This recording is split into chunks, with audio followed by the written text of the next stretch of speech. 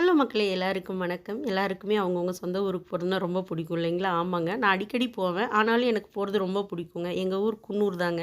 ரொம்ப குட்டியான ஊர். பட் ரொம்ப பிடிக்கும் பாருங்களேன். எப்போ போனாலும் மார்க்கெட்டுக்குள்ளலாம் அடிக்கடி போமாட்டோம். பட் நேத்து எங்க அம்மா 2, 3 திங்ஸ் வாங்கணும். வாப்பா போலான்னாங்க. சரி மார்க்கெட்டுக்குள்ள போனோங்க. நம்ம வாங்க வேண்டிய பொருள் முன்னாடியே இருக்கும். ஆனா அங்கலாம் எங்க அம்மா வாங்க மாட்டாங்க. ஒரு ரெகுலரா எந்த கடையில வாங்குறாங்களோ, அங்க தான் தேடி போய் வாங்குவாங்க. ஒரு புதினா, கொத்தமல்லிக்காக அவ்வளோ தூரம் போய் அந்த அங்கிள் கடையில வாங்குனோம் பாருங்களேன். அப்புறம் பூண்டு வாங்குனோம். அதுவும் ஒரு ரெகுலர் கடை. அந்த கடையில வந்து பூண்டு வாங்குனாங்க. இவ்வளோ தான் நாங்க வாங்குனதுங்க. பார்த்தீங்கன்னா, எங்க ஊர் ரொம்ப குட்டியா இருக்கும் இல்லைங்களா? கடையெல்லாம் நெருக்க நெருக்கமா பக்கத்துல பக்கத்துல இருக்கும் பாருங்களேன்.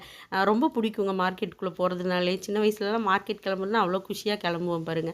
அப்புறம் நாங்க விவரம் தெரிஞ்சதுலேருந்து ஒரு ஃபேன்சி கடையில ஃபேன்சி ஐட்டம்ஸ் எல்லாம் வாங்குவோம். வளையல், பொட்டு அந்த மாதிரி.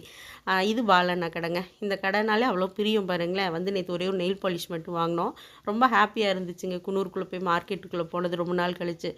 அப்புறம் பார்த்தீங்கன்னா, கோயம்புத்தூர விட பயங்கர வெயிலுங்க குன்னூரு. செம்ம வெயிலு. சரி ஜூஸ் குடிக்கலான்னு போனா, அவ்வளோ பரபரப்பா இருந்துச்சு அந்த ஜூஸ் கடை.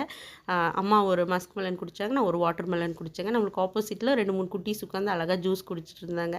உங்கள்ல எத்தன பேருக்கு சொந்த ஊருக்கு போறது ரொம்ப பிடிக்கும்னு சொல்லுங்க. நீங்களும் இப்படியெல்லாம் எக்ஸ்ப்ளோர் பண்ணீங்கன்னா, கண்டிப்பா மறக்காம சொல்லுங்க. ஓகேங்க. பிடிச்சிருந்தா மறக்காம நம்ம சேனல சப்ஸ்கிரைப் பண்ணிருங்க. பாய்ங்க.